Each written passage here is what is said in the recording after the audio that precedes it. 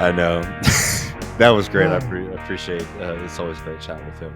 Yeah, and people check out the Twitch stream. It's one. I mean, often if you're a Twitch user, I often raid them from majority. But if you haven't, really good feed that I always like to see going in the afternoons when I get done with work. So great talking to Marcus.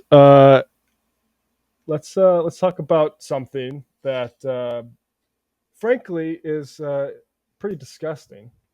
Mm-hmm. The ongoing attacks on trans people, the Adam and Eve fundamentalist bigots like Matt Walsh posing the question, "What is the woman?" without being able to answer that in a way themselves, of course. Um, there was an exchange the other day between Kiara Bridges and um, Josh Hawley of Missouri, and this goes to this question of what is a woman, and I think some folks might need a little bit of a remedial walkthrough on this. So that's what David and I are going to try to provide for you today. But I want to post this, and there's certain maybe. Well, I want to play this first, and then we can talk about where we may. But I think this is a pretty good exchange. Professor Bridges, you said several times, you've used a phrase, I want to make sure I understand what you mean by it. You've referred to people with a capacity for pregnancy. Would that be women? Many women, cis women, have the capacity for pregnancy. Many cis women do not have the capacity for pregnancy. There are also trans men who are capable of pregnancy, as well as non-binary people who are capable of pregnancy. So this isn't really a women's rights issue. We can recognize that this impacts women while also recognizing that it impacts other groups. Those things are not mutually exclusive, Senator Hawley. Oh, so your view is that the core of this right then is about what? So I want to recognize that your line of questioning is transphobic, and it opens up trans people to violence by not recognizing them. Wow, you're saying that I'm opening up people to violence by asking whether or not women are the folks who can have pregnancies? So I want to note that 1 out of 5 transgender persons have attempted suicide. So I think it's important because of my line of questioning? So we can't talk about it? Because denying that trans people exist and pretending not to know that they exist I'm is denying that dangerous. trans people exist by asking you if you're talking about women having pregnancies? Do you believe that men can get pregnant? No, I don't think women can get So pregnant. you are denying that trans people exist? And that leads to violence? Is this how you run your classroom? Are students allowed to question you? Absolutely. Or are they also treated like this, where No, they're told that they're opening up people to violence? We have a good time in my class. You should join. Oh, I bet. You might learn a lot. Wow, I would learn a lot. I've learned a lot just in this exchange. Absolutely. Extraordinary. Yep. So, I mean, Dave, do you want to jump in or go ahead? It sounds like you got something to say. I mean, he's just such a nasty freak. I mean, I just wanted to say up top that, like, the thing about Hawley and her reaction there just being very correct is that, while, like, there is, as for some folks, like, it's worthwhile to have the patience to try to explain things for folks because people aren't exposed to the same kind of things. I'll also say, as somebody who grew up in the queer community here, I've known trans people my entire life, and a lot of the language stuff has, like, shifted or changed, so it's like, it's not even necessarily even about exposure, that kind of thing. So it's like, certainly having patience. But the thing is with Hawley right there is he's not doing this because he genuinely has questions. He's doing this to present himself in a certain way to his rabid fans, and, like, that is when you can treat somebody with contempt and to go at them as quickly as she did there, because that is not like Hawley just, like, genuinely wanting to be educated on a subject, but rather trying to deny people's humanity. Yeah, he doesn't have questions. He has an ideological position that he's putting forward. And I just want to, I paste this a lot, but I mean, this is just for folks who are genuinely concerned or, like, might not have the background and have been, snowed in by, because there's a lot of people, it's not just the right wing who is paying homage to this. Oh, the left can't even say what a woman is. Betty Midler. Exactly. Right. And so let's see, I can find this. Oh crap! I lost my spot. Sorry, dude. It is amazing just seeing for some of the headlines in there, which I think everybody predicted from the get-go, is how quickly this has gone from questions about the integrity of women's sports to, like, a direct attack on people. A denial that trans and non-binary people even exist. Yeah. So this is from the USA. This Jordan Young says, a biologist, there isn't one single biological answer to the definition of women. There's not even a single biological answer to the question of what is a female. Jordan Young said there are at least 6 different biological markers of, quote, sex in the body: genitals, chromosomes, gonads, internal reproductive structures, hormone ratios, and secondary sex characteristics. None of the 6 is strictly dichotomous, Jordan Young said, and the different markers don't always align. And just like the easy example that I would give people is, like, first of all, do you believe that non-binary people exist? If you don't, you're basically an Adam and Eve style, like, fundamentalist, and you've been misled, and you're probably from like a very sheltered community, sort of thing like that, right? Like, it's just you, and you need to be brought out of your ignorance, or you can double down and be part of a political project attacking these people. But let's say you're assigned female at birth, but you do not relate to that position, that gender at all. You can mark down they, them on your forms. And if somebody, and this guidance that people always get upset about, where it's like, say, pregnant people, that's what you should say if you were treating them as a patient. You shouldn't call them a fucking woman, because you'd be an asshole for doing that. It's just simple, right? That person can still get pregnant, and calling them a woman is just, I mean, it's an asshole, but it's an asshole for this, like, Bible time fairy tale about what gender is, right? And it's detached from reality. And that's what's so frustrating about this, is it's like, this is just an updated way for, like, Adam and Eve style fundamentalist bigots to participate in modern sounding hate that gets a wide audience. Yeah, and like, more specifically, like when talking about the abortion stuff, is I think the way that she framed it in that discussion was she did a very good job of that, saying, saying that this affects women doesn't necessarily, sorry, saying that this affects groups other than women doesn't exclude women from it, right? These things aren't mutually exclusive, and there is this kind of like push from the right wing to make it seem like that's what people are saying. In the same way that, like, when we say on this program that abortion rights are a class issue, that's not saying that it's also not a women's rights issue, or also saying that it's not a trans issue.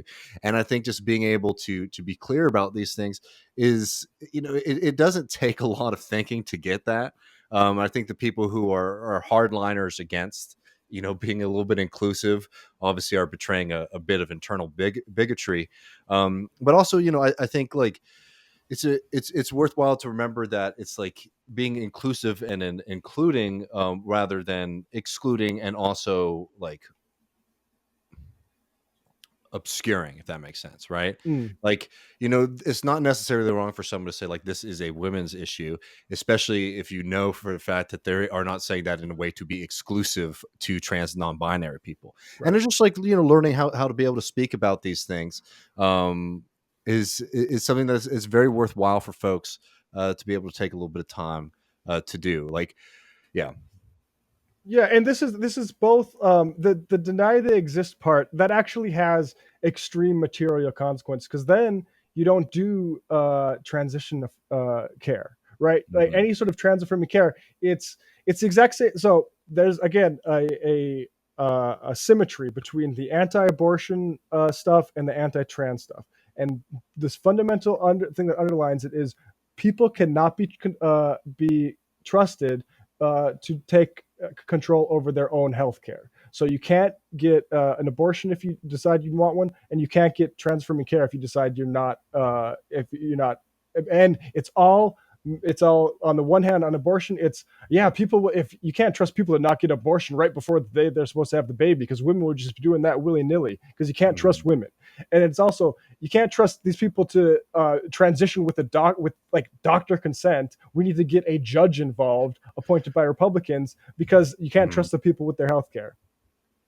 And also, like, let's not forget how dangerous and damaging, a lot of this freak out from, like, the liberal side has been, where, like, liberals have sort of flirted with this, trans denial, from people like Hillary Clinton to people like Bette Midler and other folks, including the New York Times, which has published articles recently attacking trans people, saying that the far right and the far left are waging a war on women, which has now been cited by the Texas government in justification for their attempts to strip children away from their families who are caring for them and loving them by giving them the care that they need. Right? I mean, it is absolutely wicked stuff that is in full view right now, which people have been warning folks about for a very, very long time.